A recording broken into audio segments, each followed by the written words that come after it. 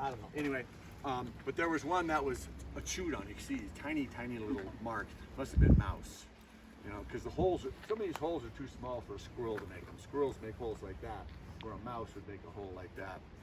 And that's how truffles spread. You know, it's a fungus, and it produces spores, but the spores can't be carried by the wind, so they have that smell that attracts animals to dig them up and spread them through their scat.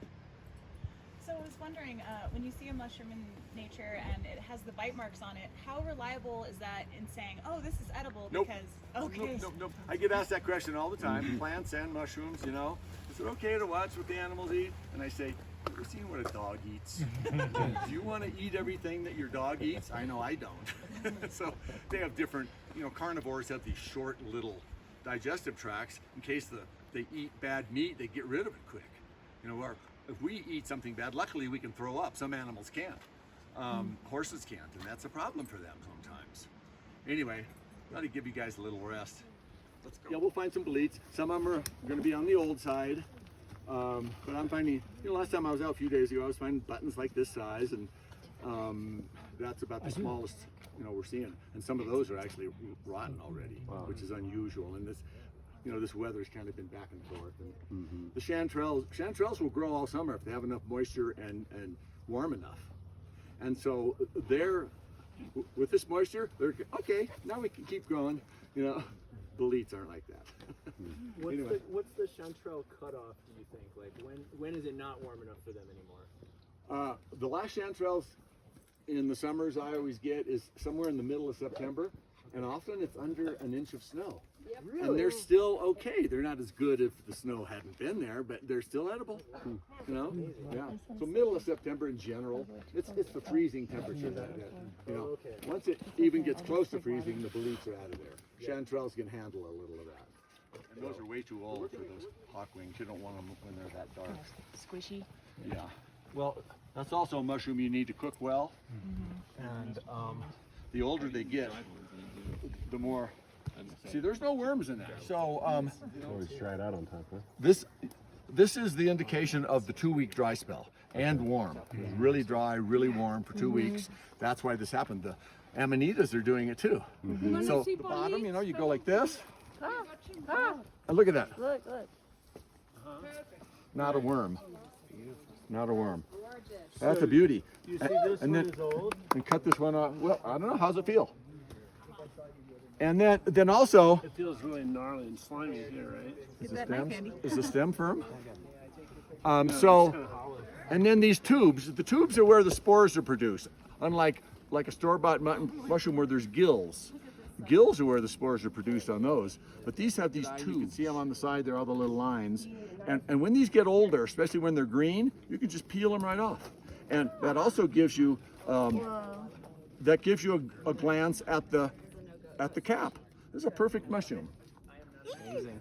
That's a good cortina hanging from the edge of the cap, but you always see it on the stem. And the cortina is clear. But here the remnants of the cortina are black. Any guesses as to why? Or brown, I should say. Any guesses why? The heat, dryness? No. Yeah. If the cortina starts out clear and is now brown, where could that come from? Spores. The spores are brown. That's telling you what color the spores are. Gotcha. And sometimes Yeah, that's gotcha. good. Yeah. Many Right, times. right. You need to know. I know people that oh no, I just cooked the peppery ones and put them in my salsa. There's no deadly russulas. There's some that'll get you sick, and the peppery one is called Russula emetica. Who knows what an emetic is? Oh, vomiting. Yeah, vomiting. Agent, Emeticas yeah. make you vomit. When you spit it out. And Yeah, okay, it so takes a minute to how do build we up. know this is a shrimp russula since it doesn't smell? See this slight pink blush on the stem? Some russulas, Jet, okay, just gotta listen for those things. I keep feeling these tiny little drops. A little bit of rain. But at least this isn't threatening lightning. So some shrimps have dark pink stem, but they all bruise yellow with handling. That is the one thing that you look for. You know, the color of the cap, boy, it's all over the board. You know, Russell, this is a classic color. You know, they can tend to be a little more purple. See, it's a little more purple here, a little more yellow here. Sometimes it's tan. So D10 is really colorful. Yeah, For sure. yeah, There's yeah. so many beautiful ones. yeah. So the color of the cap of a russula is like I say, it really varies a lot. So you have to rely. From like pinkish to reddish. You didn't like that? I kind of like it. But Grand Edgels is not supposed to be so red, so it's one of those up in the air things. It's Yeah. kind But you of a can new eat it thing. nonetheless. Oh yeah, you can eat They're all both of them. So tasty. yeah, you can hear about these mushrooms. These are honey mushrooms, and we have a lot of them here. And they're edible with caution. They need to be parboiled for 20, 30 minutes, and then sautéed, and then you're fine. But if you don't, you can't get sick. This is the only mushroom we ever got sick on because the chef who cooked them for us didn't cook them enough. There are more of those? And then after you cook the crap out of them, you can pickle them, and they're awesome on turkey sandwiches. Yeah. It's really a tasty Great mushroom. idea. It's got kind of a meaty, sweet flavor to it. Really a good mushroom. Can someone hold this one for me? There's strawberries over here too.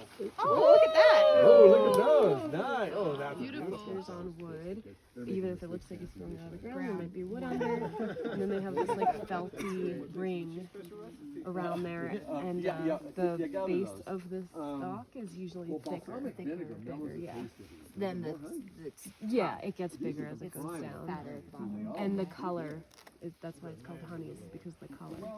And these, The first thing I would do is cut this off and see if the flesh is white. And that's, like I say, this is older than I would want to eat. You might be able to eat it, but okay, These are edible in good shape. okay. yeah. You can toss And it then- that way. Okay. Did you notice what And kind of then- tree it was growing on?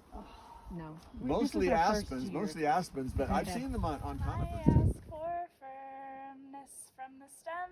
I ask for growth from the cap. I ask healing from the spores. I ask love from the cap. I ask healing from the spores. I ask love.